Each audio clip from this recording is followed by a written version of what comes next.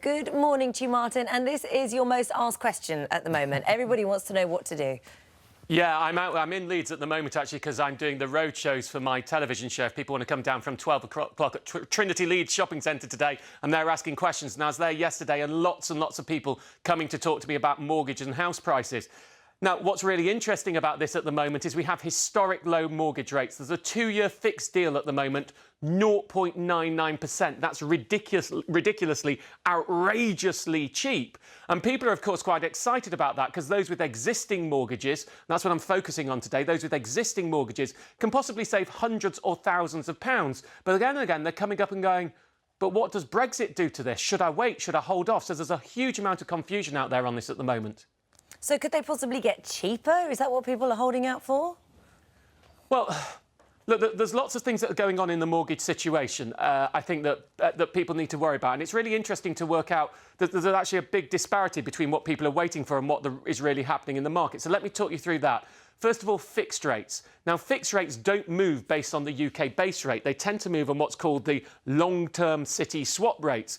Now, because of market gloom about the economy worldwide, those have come down. And that actually means we might see fixed rates getting even slightly cheaper than they are right now.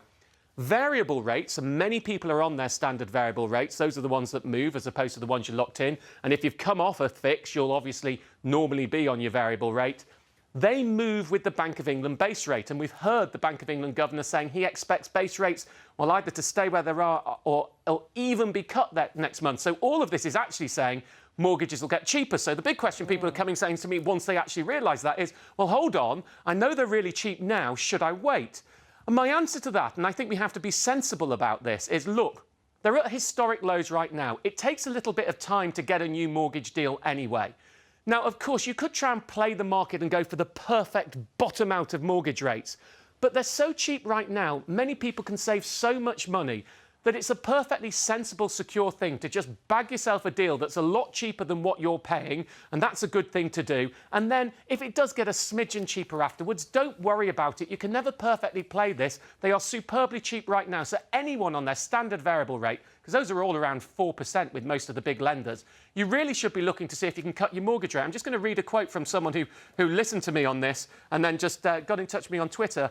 Caperat it is.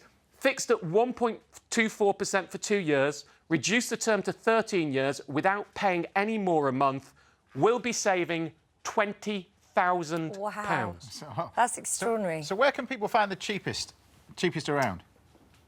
Well, to find the cheapest deals, I'd do two things. First of all, I'd get yourself onto a comparison site to benchmark the cheapest deals, especially one that includes direct-only deals that mortgage brokers don't have. And that'll give you a rough idea of what's on the market. You can compare it to your mortgage rate, use a mortgage calculator then to see roughly how much you'll save. But I'm also a big fan when it comes to mortgages of getting a mortgage broker. Now, a good mortgage broker will search across the market for you, but crucially, what they can do that you can't do for yourself is two big factors that affect mortgage acceptance are, one, affordability criteria. Will you be measured that you can afford it? And two, your credit score. And what a good mortgage broker can do for you is they can match up those two things, what your situation is, with who's most likely to give you a mortgage deal. Because these days, it's not so much about the rate, it's actually far more, will they give me the deal? So do a bit of benchmarking yourself to see if it's likely you'll be able to save money, and then go talk to a mortgage broker. You shouldn't pay a good one unless you actually get a mortgage, and some are fee-free. They just take commission off the mortgage lenders. And what about the fees? Are there hidden fees we need to be careful of?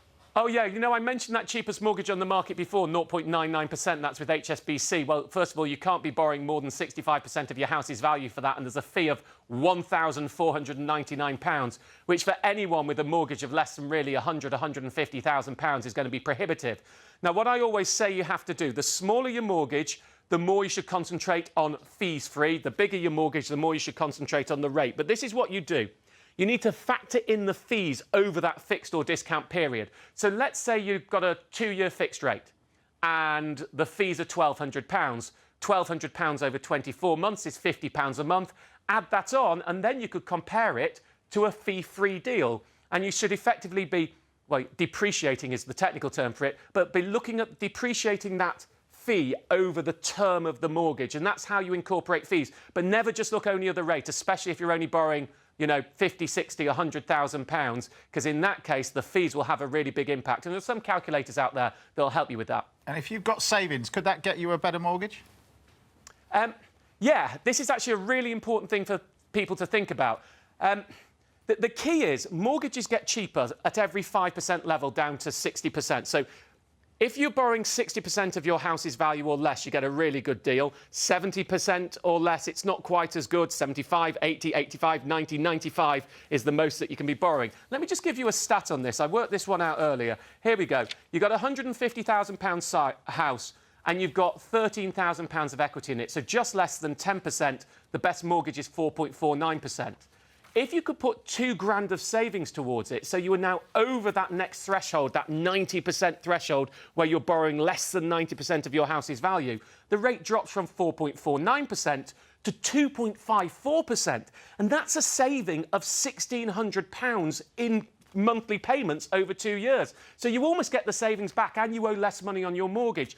So if you can push yourself, remember those thresholds. I mean, it's every 5%, but the big ones are 5 to 10 is a huge drop. So I'm talking about you've got 5 to 10% of equity in your house. And then again at 80, 75 and 60%. Those are the ones you want to push for. And it can just make such a monumental difference. The less you're borrowing, the better the rate you get, the less you'll pay, the more savings you'll have, the less you'll need to borrow. You can overpay and it snowballs. Brilliant, Martin. I'm afraid we're going to have to Brexit. We're running out of time, but thank you very much for joining us this morning. Fascinating stuff. Isn't it? I know, he knows his stuff, that man.